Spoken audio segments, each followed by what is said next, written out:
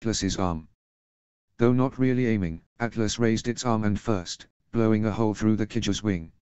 "Nice shot," Haley said.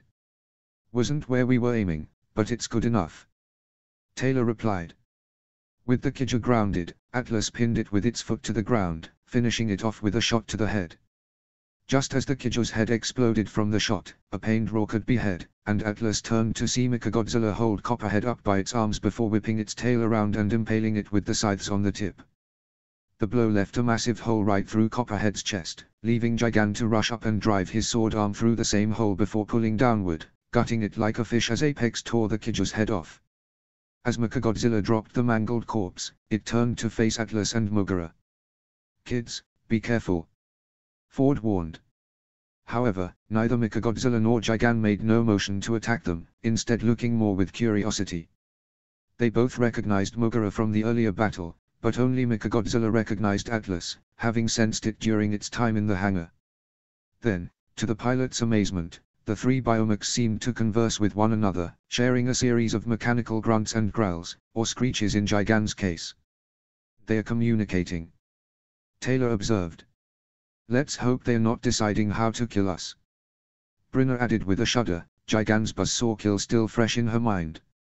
After what seemed like forever, Apex turned to the mechs, reconnecting with Atlas. "They say they will help us." Taylor and Haley breathed a collective sigh of relief. Thank goodness. They had the backup, now they just needed the plan. What they didn't realize, is that the Titans had other plans. Kong and Godzilla were alerted by Okaniba's barking. It seemed as if something had attracted the Wolf Titan's attention. Kong was the first to react, noticing Okaniba, and then following his gaze to see a massive object falling from the sky. Godzilla also noticed the object, narrowing his eyes, but there was something about this object that was familiar. More curious yet was that 4 different spots of flame were coming from the meteor, as if it had its own jets and was slowing its approach to the ground. The 2 alphas watched it land some distance away, startling a flock of wild Geos. The smaller Titans were angered to have been awakened, swarming above the crater, ready to attack. Suddenly, a growling echoed from the crater, a growl that the Geos recognized all too well, and the flock immediately scattered in terror. Godzilla watched the dissipating swarm in interest before the sound of the growl reached him and Kong, the latter of which managed to climb Okaniba down. Yes, this growl was definitely familiar, but Godzilla had not heard that roar in millennia. Frankly, he had assumed that Titan was dead. Guess not, but Godzilla knew that whatever the case, this Titan had arrived, and they now had a massive boost in muscle. Taking this opportunity, Godzilla roared in the direction of the crater, hoping to get the other Titan's attention. Back at the crater site, the last of the Geos fled as the towering form of a tusked turtle emerged from the smoke. Climbing out of the crater, he was alerted to Godzilla's call, and roared as well in triumph, not just to return the king's call, but to call out to every Titan and kaiju in the black that could hear. He was back. Gamera had returned. The last thing Boy remembered was a hideous maw crashing through the ship he was on before going black. He had no idea what it was or if he was even dead, until he woke up. His eye fluttered open, but all he could see was pitch blackness. At first he thought he was blind, but after a few moments, he began to feel something rather heavy on his head. No, he wasn't blind, something was blocking his vision. He tried to reach up and remove the object, but found his arms, as well as his legs, were held back by metal cuffs, holding him down onto some sort of chair. He could hear the whirring sounds of machinery around him, and then came the voices. "It seems he is awake. Not to worry, not even the Kaiju Messiah can break out of those restraints. If I may ask, High Priestess, why him? Why not use any human?" There was a sigh before the first voice, the one Boy assumed belonged to the so-called High Priestess, continued. "I suppose it is fair I tell you the truth I found in him. He is both Kaiju and human, designed by the Precursors. A spy to destroy humanity from within." Not entirely. The High Priestess's voice turned grim. "As you know, Ghidorah usurped control of the Kaiju from the Precursors before the Titans imprisoned him in ice. Kaiju are forced to obey his will, but not humans. So they created our Kaiju Messiah, and to throw off Ghidorah's power even more, well, it would be a little odd to control one with the DNA of your own kind." The Kaiju sister gasped. You mean, he? The blood of Ghidorah flows through his veins. A kaiju blessed with an alpha's power. A true weapon against the dragon. It would have worked too, had those foolish heathens not captured him first, and then those children brainwashing him. But we can now put all that aside. We have him here, and once his mind bonds with Ghidorah's, the alpha will rise, but this time, under our control. Very good, High Priestess. Just then, Boy could hear the sounds of someone running in, probably another kaiju sister. She seemed out of breath. He knows. She panted, he knows. He knows, and he's coming. He found us. The High Priestess growled. She should have seen it coming. They were well hidden, but Godzilla could find any titan, no matter where they were on the planet. With the Geos and other secretive kaiju they were housing, it was only a matter of time before he found them. Even worse, now he had Kong and many other titans backing him up. We cannot waste time any longer, she commanded. Begin the connection. Boy began to struggle against his restraints as he began to feel the chair he was on begin to move. In truth, it was being placed into a pod that fit right inside the mechanical center head of macaquing Ghidorah.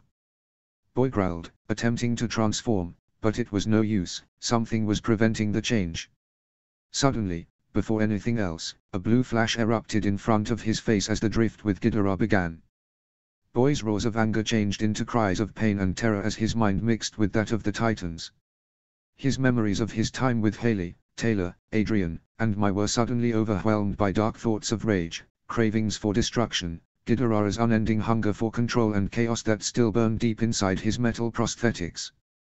This was no longer a simple drift. Ghidorah was proving to be the stronger of the two as his mind dominated Boy's. Boy was merely a battery now. As far as the Titan knew, Ghidorah was the one in control.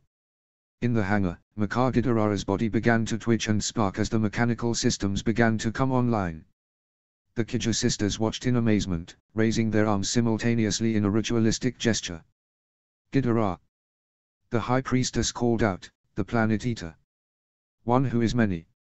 Devil with 3 heads. Hear us and rise.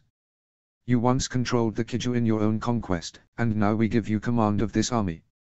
In return, you will conquer this world for the precursors. Destroy everyone in your path, including Godzilla. It seemed the mention of his mortal enemy rushed Ghidorah's awakening. His left and right heads opened their eyes, giving off a sickening yellow glow. The center head's eyes flickered on, glowing a blue color. As they awoke, all 3 heads reared up and let loose a cry that was the Titan's roar mixed with the techno cries of the center head. Despite the hangar doors being closed, Ghidorah's roar echoed for miles. Wandering kaiju that heard the call perked up, attracted by the call and heading in its direction, but they weren't the only creatures that heard it. He knew that roar all too well, but there was no way. He made sure that Usurper was dead, and yet there it was again, that all too familiar cry. And with that cry, an untold amount of rage began to boil in Godzilla. Turning to the direction of the sound, he let loose a furious roar. Nearby, Kong and Okaniba backed away a bit in fear. Both had seen Godzilla angry before, but this was something else, something worse. Without warning, Godzilla headed off in the direction of the roar.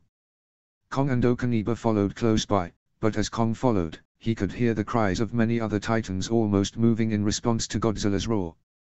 He could hear Rodan and Batra's screeches from the west, Anguru's and Baragan from the north, and many others. The titans were rallying to their king, having heard the new roar as well. This roar had finally made it to the ears of Gamera, who, being nearly as old as Godzilla, recognized it as Ghidorah, but there was something off about it. No time to ponder it, he could already hear Godzilla and the other titans on the move and knew he had to follow. Crouching down on the ground, Gamera retracted his legs into his shell. However, once he did, bursts of flame spewed forth from the holes like jet engines as the Titan lifted off the ground and flew in the direction he figured the other Titans were heading. He knew all too well what was going on. The Titans were going to war. Monarch Base. Sometime before Ghidorah's roar, Adrian and Mai sat on their respective bunks in the living quarters they had been assigned to. Mai absent-mindedly twirled a knife in her hands while Adrian laid back on his bed and flipped through some files on a tablet he had been allowed to get his hands on. After a few moments of silence, Mai stopped twirling her knife and looked at Adrian. Please tell me you found something interesting on that thing. Adrian shook his head. Nothing aside from a few different species. Nothing about Hollow Earth. The way he said this last sentence made it seem he was angry, something I caught onto. I'm guessing this frustrates you. Adrian sat up. I don't like it. They clearly know a lot about Hollow Earth, but won't give me access to any of it. Are they trying to hide something? Or they probably don't trust you all that much. You did spend the last few years hacking their old computers in your spare time, after all. Adrian gave me an irritated look. They let me pilot a reborn Giga, but won't tell me about Hollow Earth. Mai shrugged as she walked over and sat down next to him. Look, maybe that's not our biggest issue right now. Adrian sighed, his expression softening. I know, but... He groaned in exasperation as he put the tablet down. I know we have to rest, but there's too much at stake right now. Are you seriously beating yourself up over boy's capture? Mai asked in disbelief. We were right there, Mai. Right there. We could have, no, we should have helped. Did you forget we were busy dealing with that asshole, Shane? Besides, there was way too much going on during that fight. No one blames you for boy's capture. Stop acting like all this is your fault. Adrian sighed, still looking saddened. But even before that, I found Mechagodzilla, which now has a mind of its own, and I've gotten all of us mixed up in this war. When I first dreamed of finding that mech, I was hoping it would just be you and me against the kaiju in an unstoppable killing machine. But now, realizing what's really at stake here. Mai wrapped an arm around her friend's shoulders, embracing him. We were kids then. That's why we learn things. Besides, this war would have happened whether you had found Mechagodzilla or not. And face it, if you hadn't, we probably would still have been working under Shane or have just been standing on the sidelines while Trevor and Haley did all the fighting. Heck, we may never have found Monarch or become Gypsy Danger's newest pilots. Adrian looked up at Mai, who smiled at him and continued. All I'm saying is there still has been some good to come out of this. Don't let all the bad get to your head, you taught me that a long time ago. Adrian managed a chuckle. My own words used against me. The pair shared a laugh before alarms suddenly started blaring in the compound, startling them. Almost instinctively, they rushed to the control center, where it seemed everyone was on the verge of losing their minds, Hannah Sir Izawa included. What's going on? Adrian asked. It's much worse than we thought. Hannah replied, the good news is, we may know where Boy is being kept. And the bad news? Mai demanded. The bad news is that every single Titan and kaiju in the black is now heading straight for that area, Godzilla included. Mothra has also left me, Anna said, standing nearby with her sister. We could sense her thoughts. Godzilla is angry. He's calling all the Titans here to fight. Adrian became nervous. To fight what? Hannah pointed to one of the larger monitors that showed a map of the black, with dotted lines showing all the Titans' movements heading towards one remote spot in the north, a spot that showed a growing surge of energy. That, Hannah said, is coming from what we are assuming is the hideout of the Kaiju sisters. However, this is no Kaiju signature, it's much worse. Define worse, Mai said. This time, Maina stepped forward. There is only one thing that could provoke Godzilla to such rage. Adrian was both thankful and regretful he had looked into the Titans' files, because he knew the answer almost immediately, and it filled him with dread. Ghidorah. The defenses around the canyons leading to the sisters' hideout had never come under such a barrage. It all started as a looming shadow followed by a vibrant blue glow before many guards were suddenly vaporized by Godzilla's atomic blasts as the king himself smashed through the rock, tearing through everything in his path. The closer he got, the stronger the scent of his foe became, and the more his rage grew.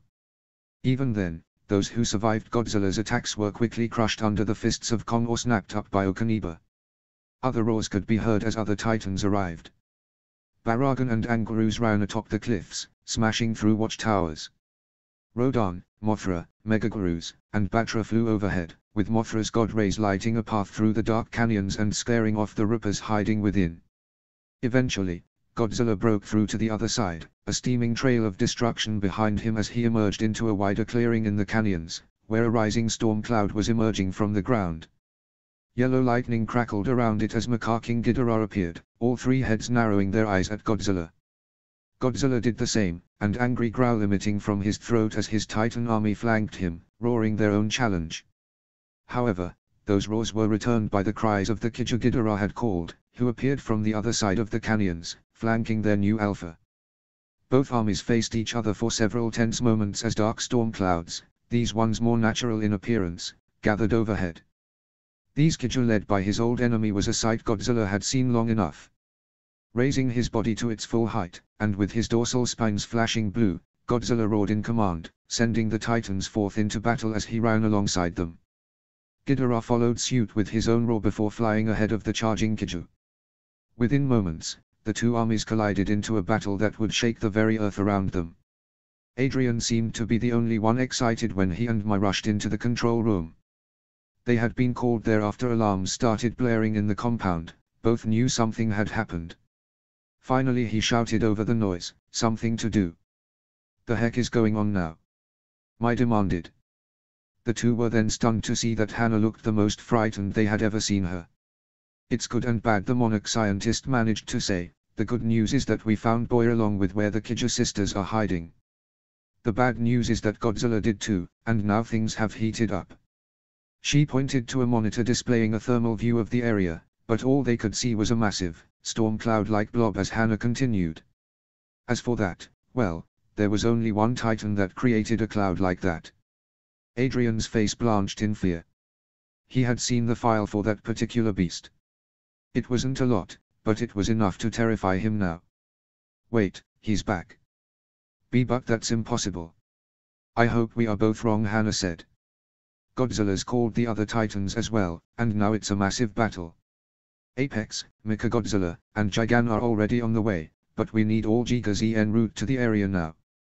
We cannot let those sisters get away. Apex and Mogura are already on the way, and you will be heading out with Jet Jaguar." Mai saluted. "Say no more. Adrian." Adrian was breathing quickly, and it took Mai shaking him by the shoulders to get him to calm down. "Hey! Get it together," she shouted. Adrian shook his head. Right. Let's go." After that, the two sprinted towards the hangar, where Gypsy Danger lay waiting. Apex, Mechagodzilla, and Gigan arrived at what could only be described as an earth-shaking battle, literally. Everywhere the three could see, kaiju and titans alike were being thrown left and right in their battle. Kong could be seen ripping the jaws of a Reiju apart, Okaniba tearing at its chest. Baragan and Angerus had teamed up on one poor acid quill, with Angerus pinning it to a cliff wall while Baragan roasted it alive with his fire breath. Rodan, Megagarus, Batra, and Mothra were busy in the skies hacking, slashing, and blasting any airborne kaiju in sight to the point where it was practically raining kaiju blood, something which both Gigan and Batra were very happy to see. However, there was a newcomer the three Biomax had not seen before, a giant, tusked turtle of some kind that was fighting off a scunner, the two monsters wrestling as the turtle grabbed the kaiju by the horns to keep it at bay before swinging it around into a cliff. It seemed like a massacre, but the Biomax knew the real fight was happening inside the giant cyclone close by to the battle. Flashes of yellow and blue could be seen, showing the silhouettes of the two alpha combatants inside. Sensing a potential bloodbath, Gigan let out a war cry before briefly taking to the skies and then dive-bombing an unsuspecting leatherback, driving his blades into the kaiju's back and reveling in its cries of pain.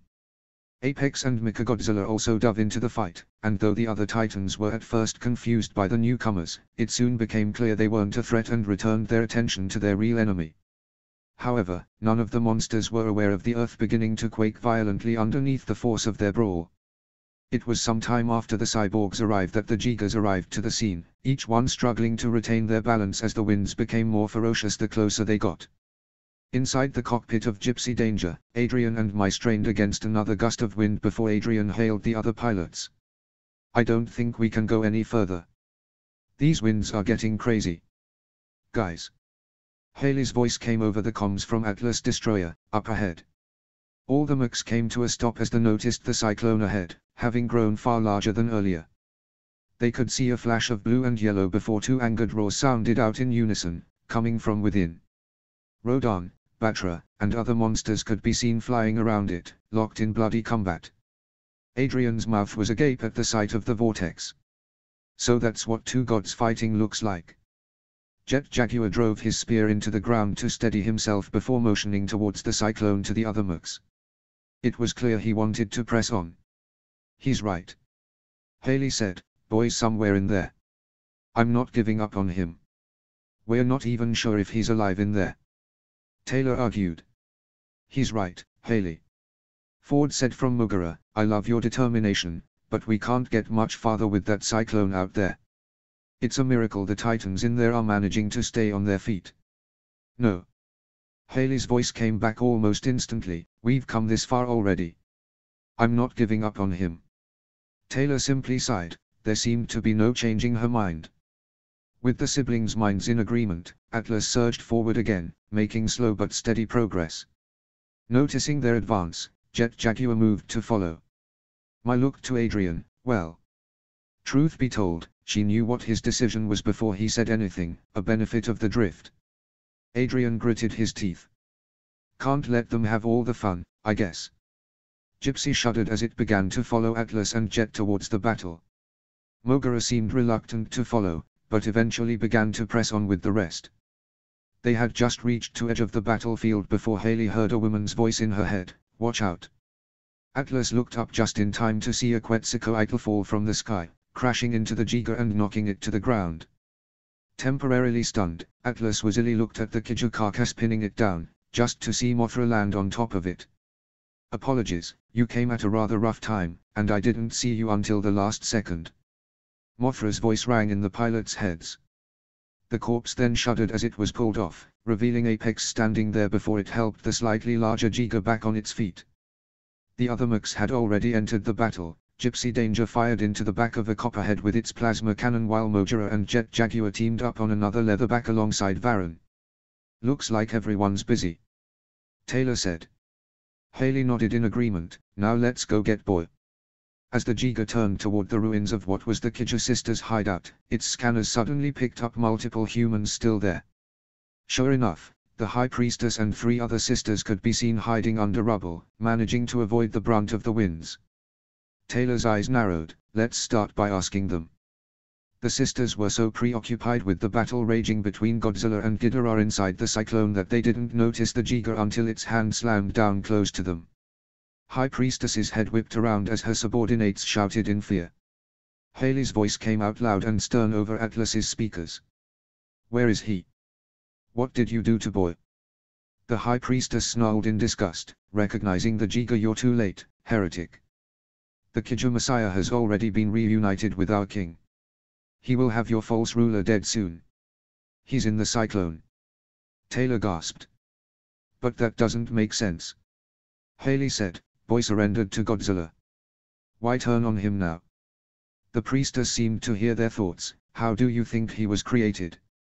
Did you think the precursors would just use any Kaiju's DNA for such a project? No, they wanted something truly powerful along with it, something that has given this planet's tyrant a true challenge. The realization settled in hard on the siblings. Boy was part Ghidorah. Suddenly, a screech echoed as a Geoos dive-bombed the Giga, knocking it to the ground as the two combatants wrestled with each other. Eventually, Atlas managed to wrap its chain weapon around the Geoos's neck, decapitating it with a swift pull of the chain. As it managed to stand back up, Haley's face became a mixture of anger and worry. We need to get into that cyclone and get boy out of there, she said. Just as Taylor was about to yell at her and tell her she was truly crazy for thinking that was even possible, the ground beneath them gave a violent heave. It was so great that most of the other monsters around them paused, it was much more violent than the rumblings before. Gypsy looked to the ground as Adrian groaned, please don't let that be violent again. The Giga's scan of what was under the ground showed something even worse. The ground underneath them was completely hollow, and the force of so many monsters fighting in one place had made it too unstable. Cracks were already forming around everyone's feet. Kong realized what was happening and roared a warning to his fellow Titans. We have to get out of here. Ford yelled as Mogara turned to flee, only for its feet to begin sinking, unable to escape. This same thing began happening with some of the other monsters as well. Mai's look was one of pure horror, something Adrian rarely saw, but it was enough for him to quickly hail the others. Everyone hang on. Adrian shouted just as the entire ground caved in, sending both monsters and mechs tumbling into the void below. Godzilla was not safe from this either, but, realizing what was going on, he looked up at his old nemesis, his mechanical parts sparking from the battle, but was still airborne, which the Titan King was not going to allow. Charging up a final blast, he sent a ray of atomic fire right through Mecha-Ghidorah's mechanical wing. The cyborg Titan shrieked in pain and fear as it fell into the chasm. Within moments, every monster on the ground had been sucked into the chasm.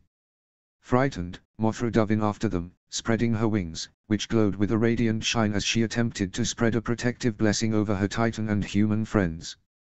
To her surprise, Batra followed, adding his own power to the spell.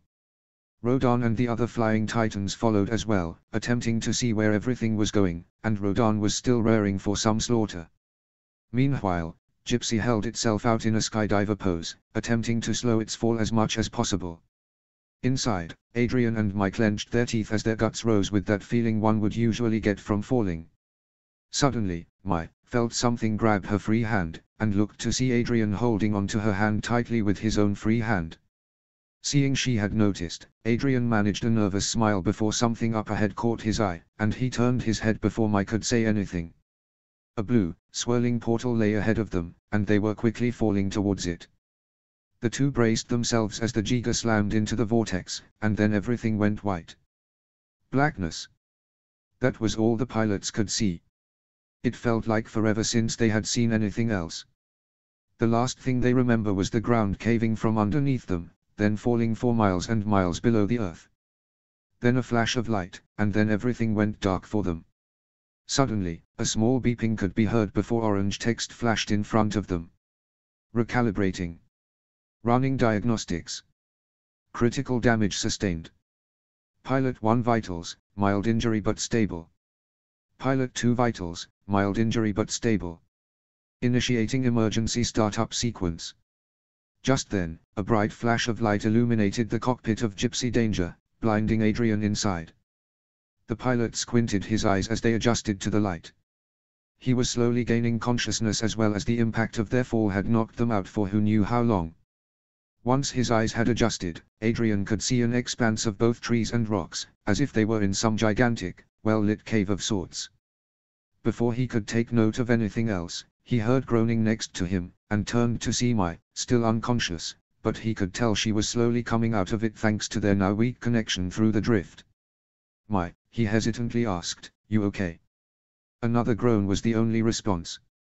Quickly, Adaran fumbled for the emergency release controls, pulling them and causing hissing sound as both pilots were detached from both the drift as well as their cockpit harnesses. Adrian suddenly tumbled back, hitting the wall behind with a grunt and just barely regaining his senses quick enough to catch Mai's limp body before she landed on the hard metal.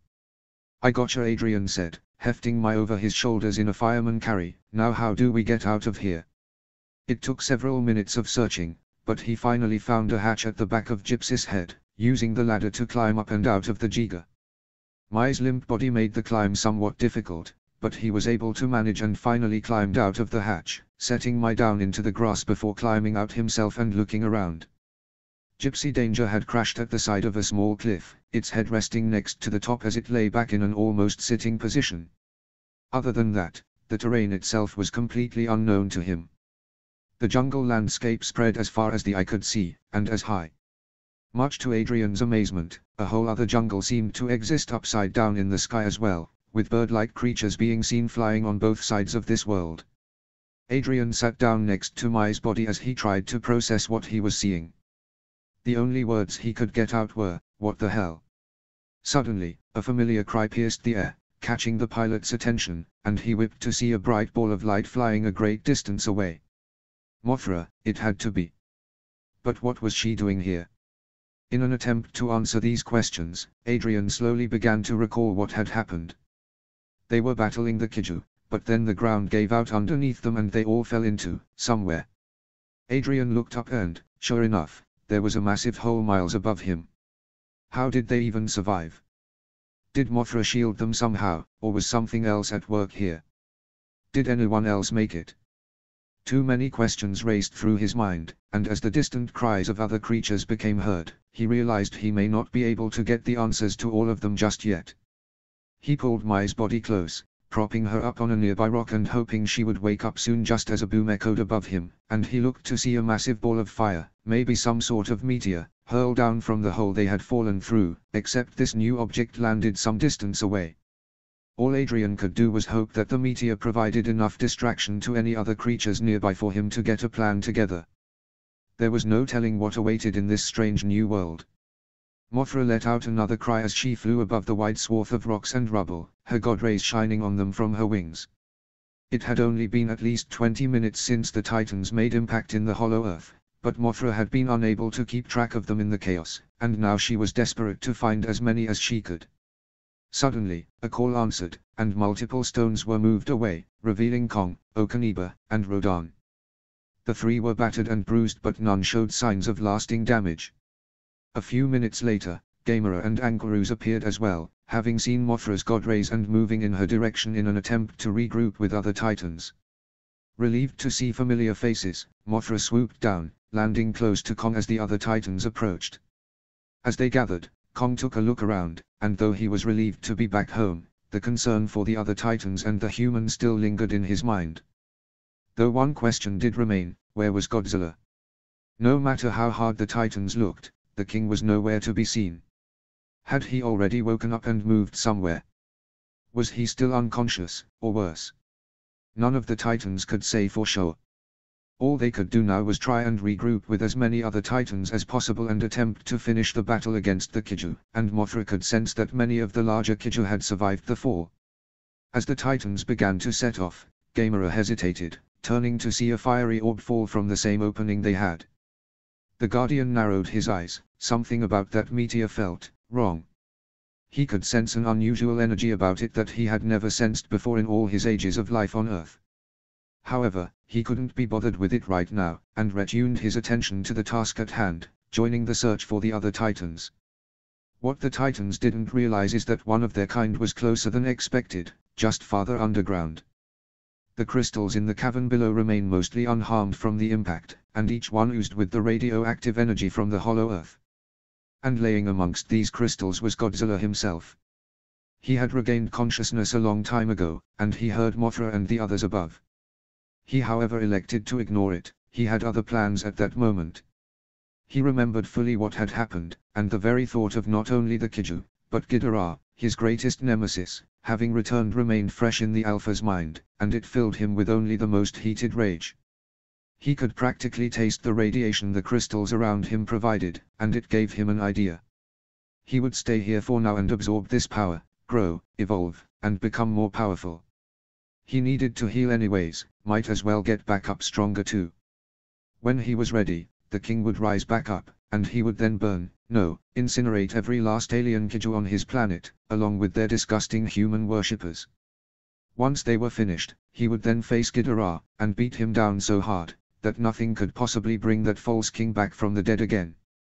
All he needed to do now was absorb, and wait. Some distance away from the Titans, a red beam cut through a mountain of rubble as Gigan, Mechagodzilla, and Apex finally managed to blast their way out of the rocks that buried them after the fall.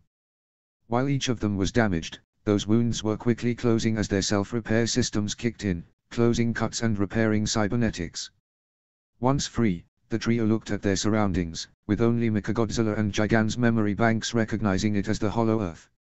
Suddenly, the cliffs near them exploded with a roar, and Macaking Ghidorah seemed to almost stumble out, his cybernetics damaged to a far greater extent than the others. Mechagodzilla and Gigan prepared themselves to attack, but Apex suddenly put an arm in front to stop them, pointing to Ghidorah's robotic middle head. It seemed to glitch and thrash furiously, with the other two heads seeming to get it under control. The three could detect a faint signal from the center head that seemed almost drift in nature. This time it was Apex who was not confused, narrowing his eyes as he recognized the signal. It was one he bonded with for a long time. The question was, what was Boy doing that was causing Ghidorah to act up like this? If the dragon eventually noticed them and decided to attack, he would need to make sure that the kid wasn't harmed or killed in the battle that followed, and he knew his two companions wouldn't feel the same way. Things had just become more tense. The impact from the meteor was extreme, sending both fire and lightning in all directions and causing multiple creatures to scatter. However, it didn't end there, as the ground underneath was hollow, causing the meteor to smash right through and fall further into a cave below. The cave itself was dark, save for the light coming from the hole above as well as a bright light emanating from the meteor itself, which was revealed to be seemingly made of clusters of crystals as the dust settled, electricity crackling between the crystals. After a few moments of silence, a cold wind blew in as a pair of icy blue eyes appeared in the darkness, gazing intently at whatever had fallen into its lair. Slowly, the monster creeped forward, revealing a stark white reptilian face lined with blue spikes, as if this monster was sculpted from a glacier. Closely, she sniffed at the meteor, sharply recoiling afterwards. Something was inside those crystals. This wasn't a simple meteor, this was a cocoon. But a cocoon for what? A low growl echoed from the cocoon, and the ice monster tensed up, expecting a fight. Whatever was inside there, she felt like it was about to appear very, very soon.